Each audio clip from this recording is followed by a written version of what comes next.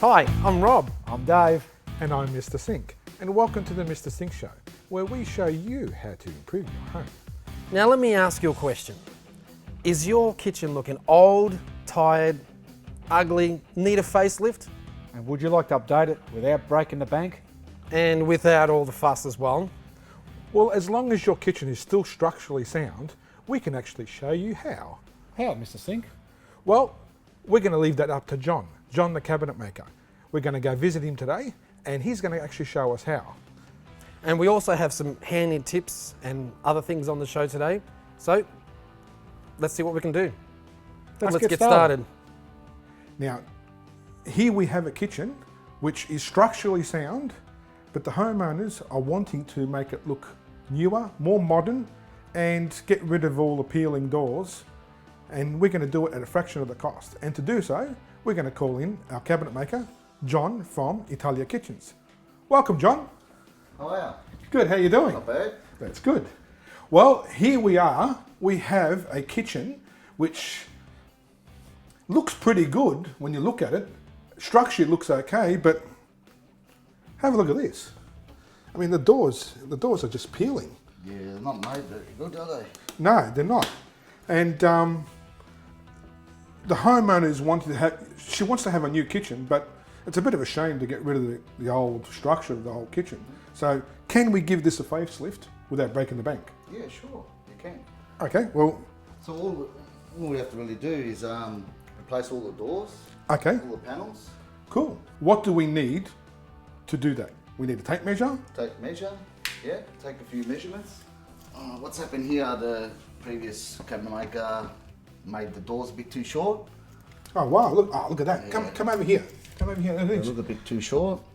If you have a look Big over gap. here, there's a gap here. That looks terrible. So, The cabinet maker who built this didn't really do a Yeah. very good job. so what I'm going to do, I'm going to actually measure to the end there.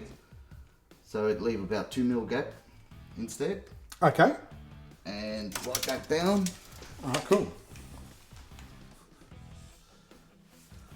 Okay, and you grab the height, 735, and put that down. Yeah, this one's peeling too. They're all It's peeling. all peeling. Now here, we'll just measure this filler at the top. Okay, so that's called a filler, is it? Yeah. Okay. It just fills it in, the gaps. Okay. This side. Okay, so basically what he's doing is he's actually measuring the doors exactly as they were, except for the ones where he needs to fill in. We're now going to measure the drawers. Can you show us how we should measure the drawers? Well, the existing drawers, they've got a reasonable gap still. Mm-hmm. So I would make them nearly exactly the same. Okay. And you just measure one of them, or measure them all, to see if it's all equal. They're all equal. Okay. And on this side as well. And then you just write it down. Measurement. Just have a look at this. Look at that. Yeah, it's really bad, isn't it? That's terrible. So, Now, I'm having a look here. I can see there's an end panel here. I'm guessing that needs to be replaced too. Is that right? yes, that's right. The only way to replace that is you've got to pull all the drawers out. Okay. And you've got a couple of screws on the inside of it. So you Oh, so it's screwed from the back. I was just wondering screwed how that's from- holding yeah, there. it's screwed from the inside. And then you just take the screws out and that should remove pretty easy. Okay, we're almost finished measuring everything. So we're going to measure the overhead cabinets. Is there a different trick to measuring the doors here, or is it the same No, technique? it's the same technique. Yep. It's just this bit here near the range hood. The hinges will be in a different spot. Ah, yes.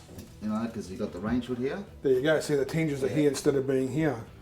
Got it. Yeah, so we'll have to measure how high that hinge is so we know where to drill on the new door. All right, John. We've got all the measurements now. Now, what's the next step? Well, the next step is to go back to the factory, cut up all the doors, and route them and take it to the two-pack To get painted. to get painted, yeah. Okay, cool. All right, well, let's head off to the factory. All right, we're going to go to the factory. We'll see you there.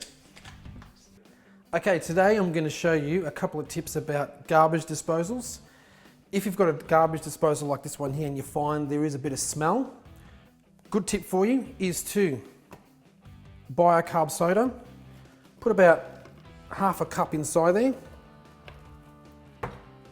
and about 1 cup of plain white vinegar. Pour it down there, make sure it all goes down inside the drain. And if you have a look inside now, you'll see it's starting to fuzz up. So basically what that's doing is, it's leaving a nice aroma inside there and getting rid of all the smelly bits inside there. So you just leave that for about maybe 2 minutes. And then just with your hot water, make sure it's nice and hot before you do it. Run that in there and put the incinerator on, or the garbage disposal on. Wait until it's all gone. And you can see it's a very lemony vinegar smell, so it gets rid of all of that ugly smell. And if you find it still smells, you've probably got little bits stuck inside there. Good way to get rid of all the bits out of there is to throw 2 cups of ice, so probably one of these babies. Put it all inside there. Right. And a large tablespoon of salt.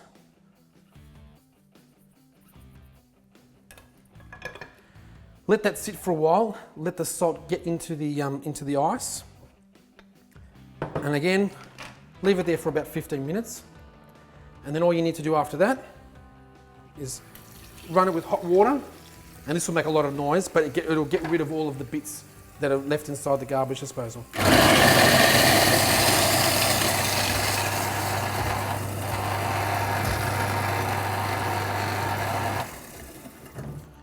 And that's it. And you've got yourself a fresh garbage disposal. Okay, so we're at Italia Kitchens now. John is here. Hello. And Mr. Sink over here as well. Hello. So you guys have been on site, you've taken measurements of and everything you need to start producing what you have to. Yes, we have. So where do we start? Well, now we've got the list here, and all we have to try to do now is make just this little drawing, just to see roughly the sizes of the board. And we know that they're about 500. So are they the doors, are they? Yeah, so they're all the measurements of all the doors, all the individual doors. All the doors. Oh, okay. So now we just know that we can get about 6 doors in the one sheet. Tell everyone, how can you minimise your wastage? Well, there will be a bit of off-cut on these doors. Like there'll be a section here where it's off-cut. So section there where it'll be on off-cut, you can actually use those for kickers. You can't use particle board because the paint will really soak in because it's pretty... Oh yeah, because that feels pretty rough too. Pretty rough at the Because edges. we're going for a full gloss, smooth finish, aren't we? Yes, that's right. So it's going to be glossy. So this is like more chips than anything else. Okay. So what would you use that sort of board for then? Mainly for the carcasses of the kitchen and stuff like that. Okay. So what are we using for the doors in this We're particular using, case? this is the other board we really should be using. It's MBF, so you can really sand it really flat and okay. Still And soaks in a little bit, but if you get a few coats, then it'll be fine. Okay, so what do we have here? This is a panel saw. This is where you cut all the doors and all the panels. And this is where we're going to cut the doors. Okay, let's cut something then. It's going.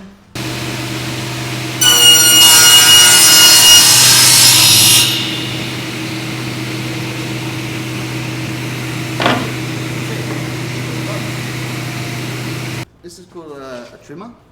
A trimmer. It's a trimmer, and I've put a blade on there where it's got a slight round on it. A bit like my trimmer, the one I use over here. Yeah, that's right. And it's got a bit of a round edge here, and it's got a bearing on it to stop it going all the way in. So, Alright, so what are you going to do with this then? You're going to, I'm actually going to place it on top and just router the edges so it rounds the edges oh, off. okay, so it's not sharp. And yeah, it does okay, it cool. evenly. To do it by hand, you won't get it evenly. Alright, let's do it.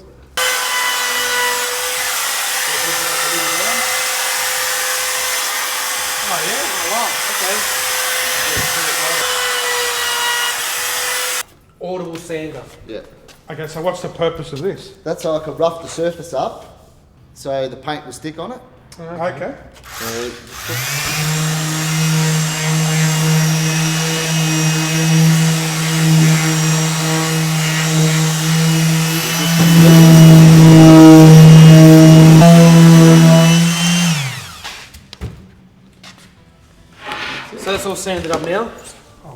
feels really smooth.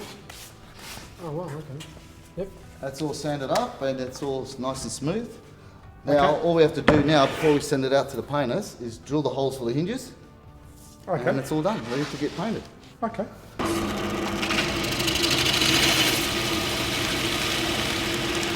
Couple of hinges. Alright, and that's it. And that just goes. And that just goes inside there, Okay. the hinges. Cool. Now, everything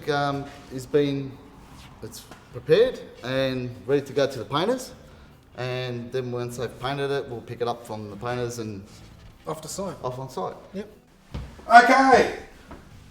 We've made the doors and everything's been prepared. Now we're ready to start the job. So John, come over. What's the first step before we start anything? Well, the first step is we've got to take off all these doors. Yep. They should just clip off. Okay, and also take out the Take out appliances. the appliance, yeah. Cool. Oh, well, let's start doing that. Okay, well, let's take this oven out.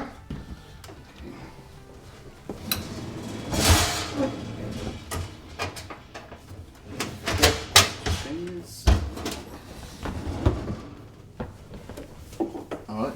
At the back here, there's like a little clip, and that actually just clips the door off. Okay. A lot of hinges probably don't. Older kitchens don't have it. Because it's only a 4-year-old kitchen. They've got it. So you just unclip that, Okay. Gee, that's easy. and then you take out the mounting plates. Because we're using different type of hinge.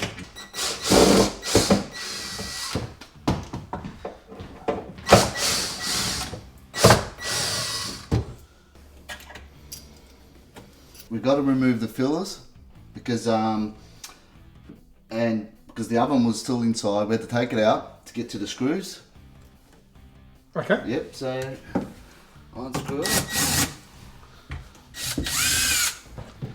Okay, so more rubbish. Yep. And the top one.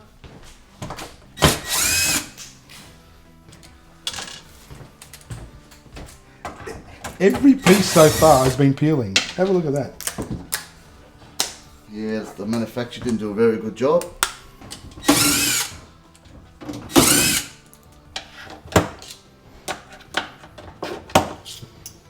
What we do is these ones here. I need to do that last because I need to do one by one to get a proper measurement where these brackets are going to go. Ah, gotcha. Okay. So we don't mix them all up. Gee, this is so quick and easy to do. Yep. Hi again. Just want to show some tips in the kitchen, environmental and safety ones. So just a couple of things. When you got to the sink and you want to clean the sink, even though I know it's Rob's job, but these are just a couple of things that I want to use on the environment and safety side of things. Things like this. Yes, you've got sponges that can be reused, so that's 1R. Or you can use these type of things like a dry sort of, not rag as such, but it's almost like a wipe that can actually dry things up. Again, can be reusable. Also, there's things like paper towels, and the beauty about paper towels is they can be disposed of. They can also go into your recycling bin once broken down, or they can even go into your compost bin. So they are another thing again, reusable, recyclable, reuse and reduce. Same thing with tissues. Same thing again, you can even use tissues. Now tissues, the beauty about tissues is they can go straight in the toilet because they're not a heavy tissue. But another thing as well that I want to show, see this dishwasher here. Just finished a load, which is fantastic. But if you want to maintain these quite well, you know how many times you like to wash, and then people put in dishwasher? Yes, it's good, but it has got its disadvantages as well. Before it goes into dishwasher, yes, it has to be removed of scum, but if you don't want to waste water there and think you're wasting water there, what you can do is things like scourers, use gloves if necessary, sponges, things like that, and actually wipe the excess away. So you just got to dampen it and wipe it away. It's about being conservative with our water. So as long as you don't have food scum and that little stuff that's going to probably choke up the actual dishwasher, you want to avoid that. All you do is scrape away the excess, put it into your dishwasher, fill it up, and there you go. And also even how you stack your dishwasher as well can be very efficient by maximising it too. And also something about water reusing is things like water tanks. Great idea, especially with the amount of rain that we've had lately as well, or the past year especially. Once they're full, you can use it for pretty much anything that's virtually for outside, for the garden, you want to fill up your car. It's basically endless for as long as it's on the garden. Don't feed your animals with it, don't drink yourself with it as well. But it's because it's recyclable, it can be reused onto things like plants and cars and things which are basically that are not consumable for a human or any animal. So the beauty of this is, like I was showing before, if you're not going to use the excess one in the kitchen, you can use it from here as well, or with your garden hose. So if you want to just fill it up from here, put it straight, as long as it's filtered, I've got to rephrase it as well, because sometimes you can get rainwater and it can get clogged up. So you can get filters that actually filter what comes in, like any excess like strings and that sort of stuff, or leaves that come in. So before you do put it into the car, make sure it's just all filtered first, but otherwise, perfect for the garden. Okay, well, the kitchen is now bare and naked. No doors, no panels, and now we're up to the next step to put the doors on. So here's our door. Okay, so have a look at the great finish on this. Nice 2-pack finish. This kitchen's going to look great when it's done. Now, just a little trick, which John mentioned to me before, is when you cut your doors, label the door so you know which door it is. Hey, good idea. That's right. Because it can get confusing. Yeah, because then you'll have to measure it all over again to know where it's got to go. Okay, so we got the first door. So we need to put the hinges on it. So we'll get a nice soft surface and we'll put the door on there so it doesn't get scratched or damaged. So these are the hinges. Yep. Can you show us how we put these hinges on? Okay, I'll just turn that around so it's easy for me to work with. Alright, cool. Okay, I'll put these on there. Now, is there any little trick on how to get these straight? Well, I usually grab a level. Alright, cool. Like, grab it. And just put it across it. Ah, I So it get it. straightens it up. It makes it all. Coming over here, now look. So what he's done is, he's with the level, with the straight edge, he's actually lined it up to make sure it's straight. That's right. So, because if you get on an angle like that or like that, it can affect the door the way it opens. Okay, little trick of the trade. There you go. So you just do that. And screw it straight in, eh?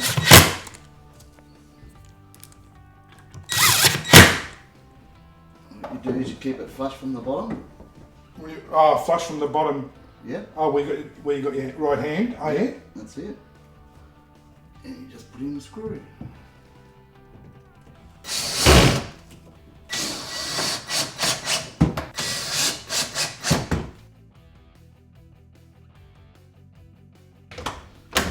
Click. Click. Oh, it's so easy. Click, click, click. That's it. I love these slam-proof doors. I've got to get some for my kids. The kitchen looks so different. It actually looks new.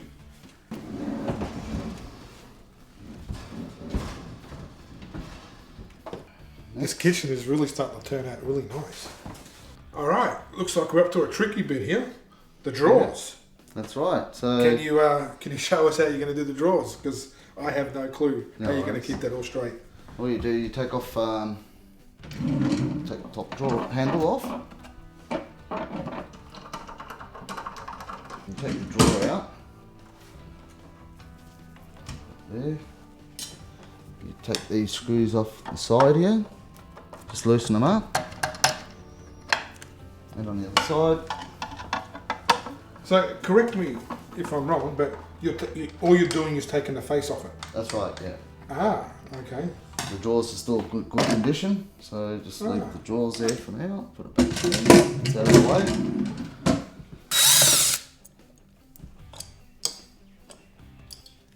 way. Okay. And what you do, if you get your square, and you line it up, you bring it in and line it up to that centre of that hole. Tighten it up. Ah. Check if the other one's the same. Yep, Oh, so it's centered. centered. Just move that across.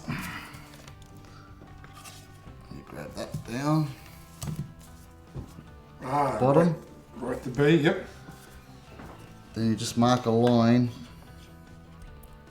all the way across down like that. Then you get that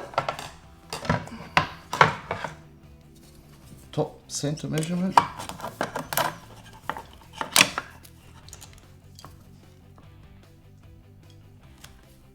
That's there. And check the other side to see if it's the same. And it's the same.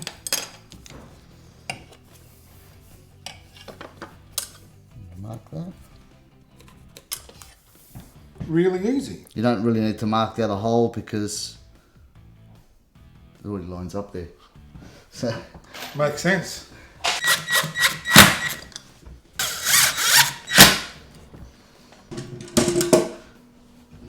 you just put it on there.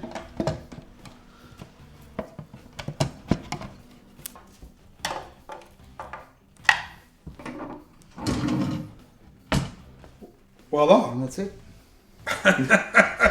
Alright, so one of the last steps with the kitchen, well the second last step because we've got one more step after this, is the kick panels. Kick panels. Or kickboards, as they're called. So these are just put on by glue. That's Some right. construction glue. And we just glue it on. Obviously cut it to size first. So we'll put some glue on it. And then we just put it on there. Same colour as the door. That's it. Alright, that's it. That's it. We're up to the very last step. And that's putting the handles on. That's right. Now you got a little trick of the trade on how you put door handles on. Yeah. So instead of marking every handle, Yep. you might end up wrong measurement and the handle will start being crooked and Oh, stuff okay. like that. So what I made is I made it just a homemade jig. Homemade. You got a factory. That's Yeah, factory. you know what I mean. Yeah.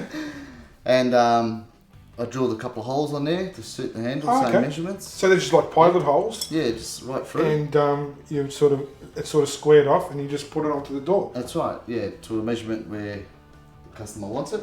Okay, cool. And then we just hold it there and start drilling. Show us how it's done. You just mark it, which ones you're going to drill out because there's other holes there and you end Okay. up doing a mistake somewhere. Cool. And you start drilling. Just make sure you keep your hand away from the other side. So you might have a holy finger.